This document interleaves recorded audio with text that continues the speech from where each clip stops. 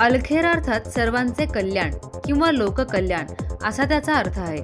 या नावाला साजेसे काम अलखेर पतसंस्थेने केले आहे। ही संस्था नसून एक व्यापक कुटुंब बनले आहे। अल्पशा भांडवलावर सुरू झालेली पतसंस्था आज 7 कोटीच्या घरापर्यंत पोहोचली आहे। ही खूप सकारात्मक बाब आहे। तसेच विनाव्याजी संकल्पना राबविणारी अंबाजोगाई तालुक्यातील एकमेव पतसंस्था आहे। अशा पतसंस्था म्हणजे समाजाचे भूषण असतात। त्यामुळे अशा संस्थांना समाजाने सुद्धा सहकार्य करण्याची गरज असल्याची भावना बीड जिल्ह्याच्या खासदार डॉक्टर प्रीतमताई मुंडे यांनी व्यक्त केली। अंबाजोगाई येथील अलखेर नागरी सहकारी पतसंस्थेच्या मालकीची इमारतीचे उद्घाटन सोहळा खासदार डॉक्टर प्रीतमताई मुंडे यांच्या हस्ते करण्यात आला। या कार्यक्रमाच्या अध्यक्षस्थानी दिल्ली येथील सवलत मायक्रो फायनान्सचे CEO अधिकारी अर्शद अजमल हे होते। तर प्रमुख अतिथी म्हणून शिक्षक मतदारसंघाचे आमदार विक्रम काळे, बीड येथील माजी आमदार सय्यद सलीम, महाराष्ट्र राज्य पतसंस्था फेडरेशनचे चेअरमन ओमप्रकाश काका कोयटे, ज्येष्ठ समाजसेवक नंदकिशोर मुंदडा, युवा नेते अक्षय मुंदडा, दिल्ली येथील सवलत मायक्रो फायनान्सचे उपमुख्य कार्यकारी अधिकारी उसामा खान, जमिये उलमाचे बीडचे जिल्हाध्यक्ष मौलाना मुफ्ती अशफाक, युवा उद्योजक Shakeel Bagwan, national multipurpose education सोसायटीचे अध्यक्ष खमरुद्दीन फारुकी यांच्यासह व्यासपीठावर पतसंस्थेचे मार्गदर्शक तथा माजी उपनगराध्यक्ष शेख रहीम अब्दुल रज्जाक, शिवसेना ठाकरे गटाचे शिवाजी कुलकर्णी, सिनेट सदस्य डॉक्टर नरेंद्र काळे यांच्यासह इतर मान्यवर उपस्थित होते। यावेळी बोलताना खासदार डॉक्टर प्रीतमताई मुंडे म्हणाल्या की सामाजिक स्तरावर चांगले काम करणाऱ्या संस्था आहेत, त्या संस्थांना सामाजिक पाठबळ मिळण्याची गरज आहे। अलखेर नागरी सहकारी पतसंस्था ही अल्पशा भागभांडवलावर सुरू झाली असून आज या पतसंस्थेने विशाल रूप धारण करून अंबाजोगाई तालुका मर्यादित झाली आहे। अशा संस्था जर जिल्हा पातळीपेक्षाही राज्य पातळीवर काम करतील त्यामुळे समाजाचे उत्थान होईल।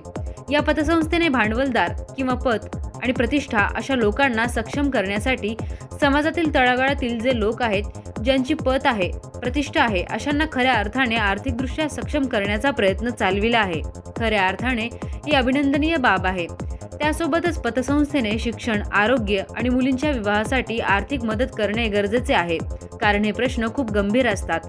ज्या काळात संस्थेने मदत केली तर ती मदत ही माणसं आयुष्यभर लक्षात ठेवतात। संस्थेने बऱ्याच अशी शिक्षणाबरोबर बाबतीत ही मदत केली आहे। अलखेरी संस्था नसून तो परिवार आहे। या परिवाराने गरिबांच्या उत्कर्षाची भूमिका हाती घेतली आहे। अलखेर अर्थात सर्वांचे कल्याण म्हणून या पतसंस्थेने लोककल्याणाची भूमिका घेत वेगवेगळ्या उपक्रमांमध्ये सहभाग नोंदवला। आज ही पतसंस्था स्वतःच्या मालकीच्या जागेत व सर्व सुविधांशी असलेल्या इमारतीत प्रवेश करीत आहेत। तेव्हा अशा संस्था जगल्या आणि टिकल्या पाहिजेत, म्हणून समाजाने सुद्धा अशा संस्थांना बळकटी देण्याचा प्रयत्न केला पाहिजे असे मत त्यांनी व्यक्त केले। या प्रसंगी आमदार विक्रम काळे, माजी आमदार सय्यद सलीम, ओमप्रकाश काका कोयटे, नंदकिशोर मुंदडा, अक्षय मुंदडा, उस्मा खान, मौलाना मुफ्ती अशफाक आदींनी मनोगत व्यक्त करत पतसंस्थेच्या प्रगतीला व एकूण कार्याला शुभेच्छा दिल्या। कार्यक्रमाचे प्रास्ताविक पतसंस्थेचे चेअरमन शेख उमर फारुक यांनी केले, तर कुराण मौलाना उबदुल्ला यांनी केले, तर मराठी अनुवाद व आभार खतीब मोहम्मद मुजम्मिल यांनी, तर संचलन शेख रिजवान यांनी केले। मान्यवरांच्या अलखेर नागरी सहकारी पतसंस्थेच्या भव्य अशा इमारतीचे व वेबसाईटचे उद्घाटन करण्यात आले। या कार्यक्रमास पतसंस्थेचे सर्व सभासद, ग्राहक, संचालक मंडळ, कर्मचारी, व्यापारी, हितचिंतक, सहकारी, स्नेही व नागरिक वेगवेगळ्या क्षेत्रातील मोठ्या संख्येने उपस्थित होते। अंबाजोगाई दर्शन बातम्यांसाठी सतीश मोरे, अंबाजोगाई। फारूक सर आगे आगे आगे फारूक सर थोड़ा आगे यस यस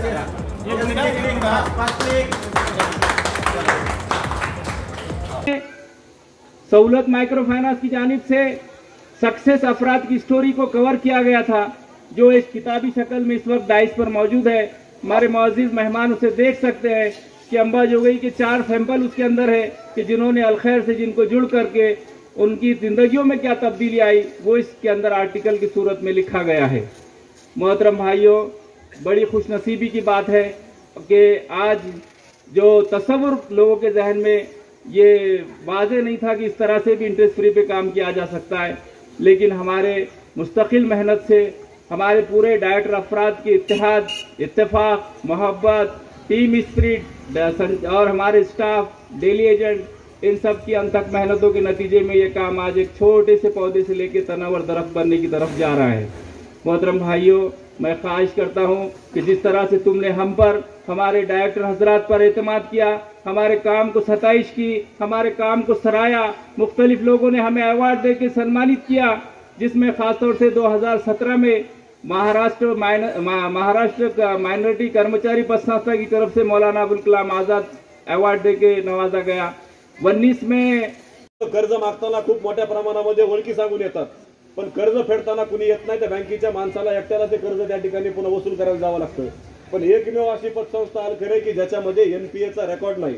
त्यामुळं ह्या बँकेच्या अशा बँकेला, अशा पतसंस्थेला जास्तीत जास्त मदत भविष्यामध्ये समाजात काम करणाऱ्या लोकांनी केली पाहिजे. अशा पतसंस्थेमध्ये डिपॉझिट जास्त झाले पाहिजेत आणि हे डिपॉझिट करत असताना जे नवीन मुलं व्यवसायामध्ये अंबेजोगाई शहरामध्ये उतरतात आणि वैशिष्ट्य या पतसंस्थेचं एक आहे की ह्या पतसंस्थेमध्ये कुठल्याही जाती धर्माचा भेदभाव या ठिकाणी केला जात नाही. माझ्या अनेक हिंदू बांधवांना सुद्धा मोटरसायकलसाठी लोन देणारी पतसंस्था म्हणून अलखेर आज इथं या ठिकाणी आहे, हे मी आवर्जून तुम्हाला या ठिकाणी सांगू इच्छितो. म्हणून ह्या पतसंस्थेला आमच्या मनापासून शुभेच्छा. ही आज बिल्डिंग नावरूपाला आली, स्वतःच्या प्रोसेसिंग फीज मधून पैसे वाचून ही जी बिल्डिंग आज इथं फारुकी सरांनी आणि उमर सरांनी आणि त्यांच्या सर्व सहकाऱ्यांनी केली, त्या पतसंस्थेला माझ्या मनापासून मी शुभेच्छा देतो. और नक्की संस्था के चेयरमैन और उनके डायरेक्टर, उनके सभासद, उन सबको मेरी तरफ से आपके 18 साल कामयाब होने के ताल्लुक से मैं आपको मुबारक पेश करता हूं. दर्द दिल के वास्ते पैदा किया इंसान को, दर्द दिल के वास्ते पैदा किया इंसान को, वरना तात के लिए कुछ कम न थे करो बयान. हमारा शहर, हमारे तालुके में जब तक हम गरीब लोगों को, नौजवान लोगों को आर्थिक पाठ बनने देंगे, जब तक हमारा समाज, हमारे शहर के गरीब लोग सुधरेंगे नहीं, ये सोच के साथ, ये भावना के साथ फारूक साहब ने, उन्होंने 2004 में बैंक की शुरुआत की, पतसंस्था की करने की सख्त हिम्मत जुर्रत नहीं रखता था. बुनियादी वजह ये थी कि बैंक विदाउट फिजिकल कोलैटरल पैसा देगा ही नहीं. तो हम जिस समाज में रह रहे हैं वहां तो कोलैटरल देने के लिए एक बड़ी आबादी नहीं मौजूद है कि कोलैटरल देकर के वो कर्ज हासिल कर सके. और वो जो फिनेंशियली एक्सक्लूड है उसके लिए कोई कोलैटरल देना. लेकिन कम्युनिटी ऑर्गेनाइजेशन ने ये करके दिखाया कि गरीब आदमी भी बैंकेबल है और फिजिकल कोलैटरल जरूरी नहीं है. सोशल पीयर प्रेशर से ये काम किया जा सकता है. और बाद में क्या हुआ? बाद में ये हुआ कि बैंक भी माइक्रो फाइनेंस ऑर्गेनाइजेशन को लेंड करने लगा ताकि वो जो है कोलैटरल फ्री लोन दे सके. मैं जिस चीज़ को आपके सामने स्ट्रेस करना चाहता हूँ वो ये कि आप जब तक कोऑपरेटिव क्रेडिट सोसाइटी हैं, आपके अंदर ये बूता है कि समाज की जो ज़रूरतें हैं, आप समाज में रह रहे हैं, वहाँ की ज़रूरतों को समझ करके आप नए नए प्रोडक्ट बनाएं और इस प्रोडक्ट को बना करके फिर स्केल अप करने का मामला है. दूसरे बड़े ऑर्गेनाइजेशन भी इसको स्केल अप करना शुरू करेंगे. तो एक बात तो ये हुई कि इस बात को कभी न भूलिए. कभी ऐसा होता है कि बैलेंस शीट जब हमारी बढ़ने लगती है तो हम अपने असल रूट को भूल जाते हैं. कम्युनिटी, और जब हम कम्युनिटी बोलते हैं तो कम्युनिटी का मतलब ये होता है कि आप जिस ज्योग्राफी में हैं वहाँ जो लोग हैं, मर्द है, औरत है. मुझे देख के बहुत खुशी हुई, हालांकि और खुशी होती है अगर 50% यहाँ पे खवातीन की तादाद होती, लेकिन यहाँ पे 20-25% को देख करके मुझे खुशी हो रही है. जो आगे बढ़ गया है और जो पीछे रह गया है, कम्युनिटी तमाम को सर्व करेगी. ये जो बात है, कम्युनिटी की बात ये होती है तो सबको सर्व करने वाला है. और आप जानते हैं कि हमारा नेशनल मिशन फिनांस में क्या है? हमारा नेशनल मिशन, नेशनल गोल फिनेंशियल इंक्लूजन है. फिनेंशियल इंक्लूजन हमारा ये गोल है. और ये बात मान लीजिए कि ट्रेडिशनल बैंक जो है इस फाइनेंशियल इंक्लूजन के सिलसिले में उतना काम नहीं कर सकते हैं जितना एक कम्युनिटी ऑर्गेनाइजेशन और कोऑपरेटिव क्रेडिट सोसाइटी कर सकती है। फाइनेंशियल इंक्लूजन के बाद जो है, यानी कि मैं जब ये कहता हूँ कि आपको ये काम करना चाहिए और इसको मोर इंक्लूसिव बनाना चाहिए, तो ये एक काम आपको लेना चाहिए। एक दूसरी बात जो मेरे ख्याल से फाइनेंस है, ट्रेडिशनल फाइनेंस इंटरेस्ट पे काम करता है ना, ठीक है, वो प्रूडेंस वगैरह सारा कुछ ये करता है, लेकिन वो जो नेचर ऑफ ट्रांजैक्शन है उससे उसके जुड़ने की उसमें बड़ी कमी होती है। जैसे मिसाल के तौर पे कोई कंजम्पशन के लिए ले रहा, बीमार कोई पड़ गया, उसको पैसा चाहिए, क्या इसे प्रॉफिट बुक करना चाहिए? एक एथिकल सवाल है। यानी कि एथिकल सवाल ये कि ऐसा कंजम्पशन जो नेसेसरी है और जो हेल्दी है, उस कंजम्पशन पे ऑर्गेनाइजेशन को प्रॉफिट बुक करना चाहिए? शायद नहीं करना चाहिए। तो जब हम सर्विस चार्ज की बात कहते हैं, जब हम सर्विस चार्ज कहते हैं, तो बेसिकली हम प्राइसिंग की बात करते हैं कि कंजम्पशन के लिए जब लोन लिया गया है तो उस पर प्रॉफिट बुक न कीजिए, उसका कॉस्ट बुक कीजिए, सिर्फ उसका कॉस्ट बुक कीजिए। और जब आप पैसा इसलिए लेते हैं कि जिसमें क्रिएशन ऑफ वेल्थ होता है या एसेट क्रिएशन होता है, तो इस पे आपको प्रॉफिट बुक करना चाहिए। तो हम इंटरेस्ट फ्री में क्या बात बोलते हैं? इंटरेस्ट फ्री में हम ये बोलते हैं कि जिस तरीके से इकोनॉमिक एजेंट काम कर रहा है उससे अलाइंड करके finance provide, your finance is aligned with the financial activity and the outcome of that. 3 लोकांनी हात वर केला, 3-4 लोक। इथे मूळ मुद्दा काय आहे आणि तुम्ही या पतसंस्थेचे खातेदार किती आहेत त्यांनी हात वर करा। तुमच्या ह्याच्यामध्ये ठेवी आहेत किंवा तुम्ही ह्याच्यातून काहीतरी कर्ज घेतलेलं आहे, या अनुषंगाने तुम्ही या संस्थेशी संलग्न झालेले आहात। आणि म्हणून तुमचं आजच्या कार्यक्रमाला येण्याचं उद्दिष्ट एवढंच आहे की आपण ज्या संस्थेशी संबंधित आहोत त्या संस्थेचा आज विकास झालेला आहे। 28,000च्या ठेवीपासून सुरू झालेली संस्था आज स्वतःच्या इमारतीमध्ये दाखल होते। हा मोठा सुंदर प्रवास झालाय, त्या प्रवासाचे साक्षीदार होण्यासाठी तुम्ही आलाय। बाकी बँकिंग मधलं काही कळत नसेल तर दुःखी होण्याची आवश्यकता नाही, मला पण बँकिंगचं फारसं कळत नाही। मी जरी वैद्यनाथ बँकेची डायरेक्टर असले तरी मी मुळात स्टुडंट आहे सायन्सची, मी डॉक्टर आहे, त्यामुळे माझं आयुष्य हा सायन्सचा अभ्यास करत गेलं। फायनान्स फारसं काही मला कळलं नाही। आणि तुम्ही म्हणाल की मग घरी तर संस्कार व्हायला पाहिजे होते तुमच्यावर, तर घरी तर आमच्यावर असे संस्कार झाले। आज योगायोगाने आपला कार्यक्रम 11 तारखेला होतोय, उद्या 12 तारीख मुंडे साहेबांची जयंती आहे, तर आमच्या घरी मुंडे साहेब तर अशी बँक होते, तुमचं तरी व्याज दर नाहीये, तुम्ही व्याज घेत नाही। मुंडे साहेबांकडे व्याजही घेत नव्हते आणि त्यांनी दिलेली रक्कम परत करण्याचाही प्रघात नव्हता। सो नो व्याज, नो रिटर्न, नथिंग।